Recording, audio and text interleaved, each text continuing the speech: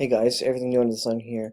This is going to be a short video about the rules and regulations as it relates to Transport Canada and Canadian law and the flying of drones, specifically recreational drones. So the cheat sheet is actually a PDF, and I will post a link, but it is basically go to TC.GC.CA, that's Government of Canada website for Transport Canada. And if you just Google Drone Laws in Canada PDF, you'll probably come right up with this. And it's a really quick PDF showing the rules and regulations, confirming what it is straight from Transport Canada, about what laws are required. In the US, I think you're required to register your drone with the FAA. Now, I don't know if there's rules about the small drones, but there's just a large number of drones. A story I read was that I think there was 300,000 registered with the FAA. Now that can't be all toy drones. So here's the really easy cheat sheet about flying unmanned aircraft. You may need permission from Transport Canada, and so you need to know that. And so it starts out at the top. I use my aircraft for work or research. Yes or no? I'm going to say no. I'm going to assume you're flying a toy quadcopter or a toy drone of some sort. It weighs more than 35 kilograms. Probably not if you're running a toy. And you get this nice green symbol here. I was going to say a stop sign. It's not a stop sign. A nice green stop sign-ish sort of a thing. You don't need permission, but you do have to fly safely. And then they have tips for flying safely. Fly during daylight and in good weather. Always keep your aircraft in sight.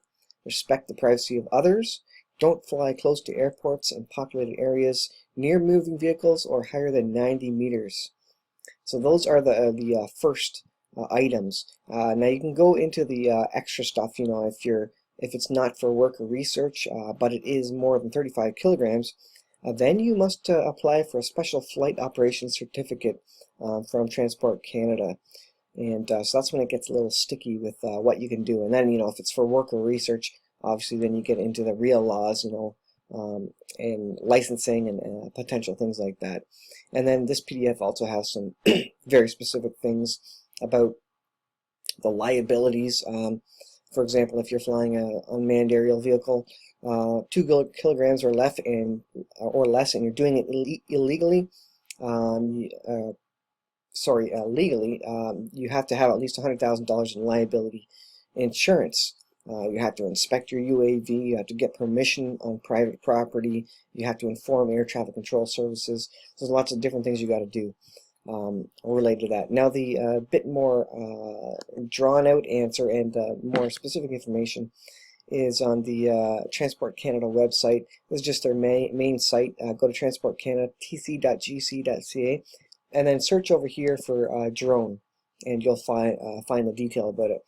And so it starts off: flying a drone recreationally, unmanned air vehicle, model aircraft, remotely piloted aircraft system. Drone, call it what you want, but always think safety first.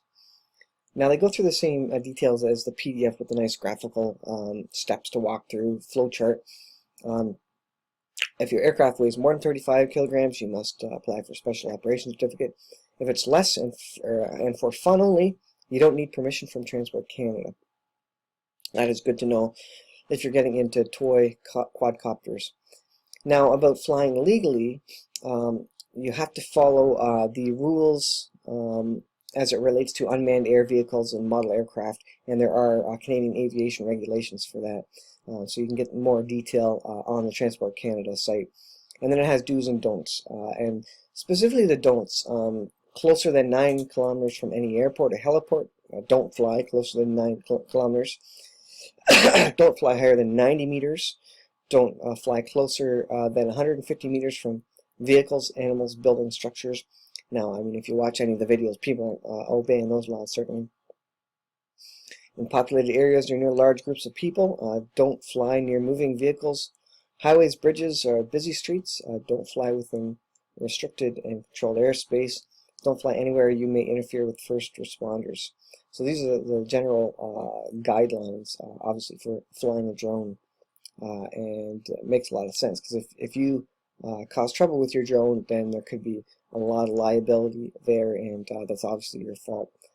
So you're supposed to know the rules and fly accordingly. And so that is your quick look at the rules, the laws, as it relates to flying your drone in Canada. So check it out, and the website is TC.GC.CA. Just Google Transport Canada, and you'll find the URL TC.GC.CA. So I hope you found that useful for any of you drone flyers out there, or model aircraft, or anything else you fly. And thanks a lot for watching. Please subscribe, and we'll talk to you in the next video.